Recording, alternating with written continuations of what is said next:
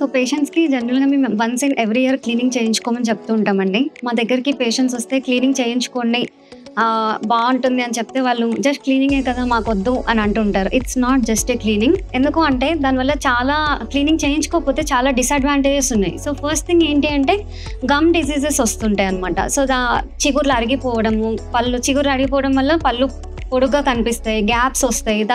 And next bone loss అవుతూ ఉంటుంది, పళ్ళు ఊగుతూ ఉంటాయి. So, it's not just a cleaning. ఇంకోటి ఏంటి అంటే టూత్ డీకే అవుతుంది. సో, క్యావిటీస్ ఫార్మ్ అవుతాయి క్లీనింగ్ చేయించుకోకపోతే.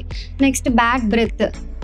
నెక్స్ట్ వచ్చేసి సిస్టమిక్ డిసీజెస్ వస్తూ ఉంటాయి. క్యాల్కులస్, టాటర్, ప్లాగ్ వల్ల మీకు డయాబెటీస్ ఎక్కువ అవ్వడం కానీ, లేకపోతే రెస్పిరేటరీ డిసీజెస్ రావడం కానీ, అలా సిస్టమిక్ డిసీజెస్కి కూడా ఇట్స్ ఎ మేజర్ కాజ్ అనమాట.